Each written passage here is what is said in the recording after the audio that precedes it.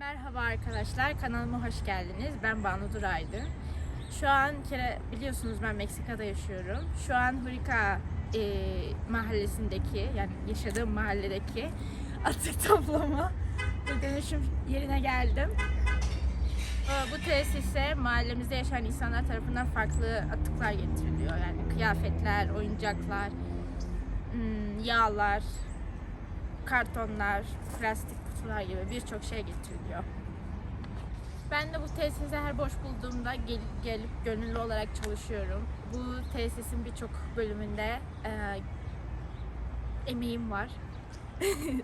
Ama bugün en ilgi çekici bölümünden bahsetmek istedim. Bu solucan gübresi. Öncelikle size solucan gübresinin ne olduğundan bahsedeyim. Solucan gübresi organik tarımda kullanılan ve toprak verimliliğini arttıran bir tekniktir. Bu gübre solucanların organik atıkları sindirerek oluşturduğu bir üründür. Bitki büyümesini ve toprak verimliliğini arttırır aynı zamanda. Solucan gübresinin üretimi kolaydır ve herhangi bir kimyasal içermediği için sağlıklı ve doğa dostu bir tekniktir. Solucan gübresi için malzemeler aslında oldukça basit. Solucanlar tabii ki. Genellikle kırmızı solucanlar kullanılıyor çünkü daha çabuk ürüyorlar. Aynı zamanda dışkı toplama kapları bunlar gibi. Çimler, yapraklar ve aynı zamanda atık besinler, yumurtalar gibi şurada gördüğünüz üzere. Yaşadığım mahalledeki evler çok büyük ve bahçeleri de aynı zamanda büyük, yani her ev neredeyse 3-4 dönümlük bir alana kurulu. Bu yüzden bu evlerin bahçelerinden çıkan atıklar belediye sayesinde belirli günlerde toplanıyor ya da herkesin kendi bahçıvanı arabalarıyla toplayıp buraya getiriyorlar. Ve o atıklar, bu bahçenin atıkları bu gübre için kullanılıyor merkezde. Öncelikle çimler ve yapraklar şu şekilde kurutulmak için bekleniyor. Daha sonra organik atıklar da burada bir süre bekletiliyorlar kompozlaşmaları için. Ayrıca arada bu gübrenin pH seviyesini dengelemek için kireç kullanılıyor. Aynı zamanda solucanların hava alabilmeleri için de saman veya ince dallar gibi malzemeler kullanılır.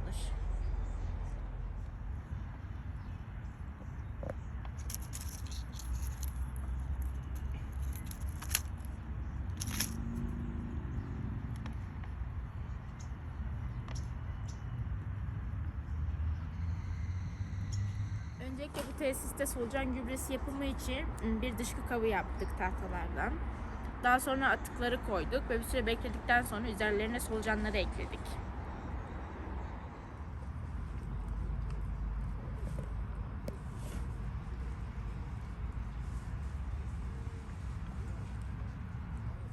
Solucanlar organik atıkları sindiriyorlar ve aynı zamanda da ürüyorlar ve gübre oluştururken tabii ki. Bu süreçte aslında nem, sıcaklık gibi faktörler çok önemli. Fakat burası yani 20 derecenin altına pek düşmediği için ve ortalama nemin %50 gibi bir şey olduğu için pek kontrol etmemize gerek kalmıyor. Bu dışkı toplama kabının altında aynı zamanda birkaç delik bulunuyor. Bu solucanların nefes alması için ve fazla suyun sızması için gerekli. Şimdi bu solucan gübresinin biraz faydalarından bahsetmek istiyorum. Öncelikle toprağın verimini arttırıyor. Bitkilerin yani hastalıklara karşı da dirençli olmasını sağlıyor. Aynı zamanda çevre dostu çünkü hiçbir kimyasal madde kullanılmıyor yapımında.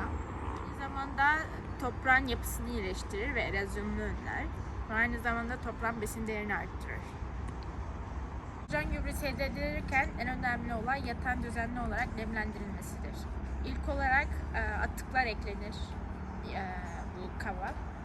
Daha sonra solucanlar üzerine eklenir ve solucanlar bu süreç içerisinde bu gübreyi oluşturur ve aynı zamanda ürerler ve bu besinleri, atıkları sindirirler. Son adım ise solucan gübresinin depolanması ve biriktirilmesidir. Bu süreç biraz zaman alabilir çünkü bu solucanların üremesi biraz zaman alıyor. Fakat bu süreç bittikten sonra belirli bir kısmı bu gübrenin depolanır ve biriktirilir. Solucan gübresi kullanarak sağlıklı ve sürdürülebilir tarım kullanmaya katkıda bulunabilirsiniz. Solucan gübre kullanımı kimyasal gübre kullanımını azaltır ve bu sayede toprak ve su kirliliğini azaltır. Ayrıca organik materyallerin geri dönüşüne katkı sağlar ve doğal döngüyü destekler. Bu doğal tesisteki dönüşüm tesisindeki bitkilerimiz çok fazla, çok büyük bir alan olduğu için bu yüzden bu gübreyi kimseye verme şansımız olmuyor. Hepsini kendimiz kullanıyoruz. Bu solucan gübremizi bu bitkilerimizde kullanıyoruz.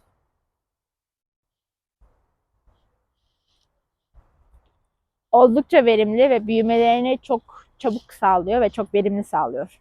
Umarım videomu beğenmişsinizdir ve umarım yararlı bulmuşsunuzdur. Eğer beğendiyseniz beğen tuşuna basmayı ve kanalıma abone olmayı unutmayın.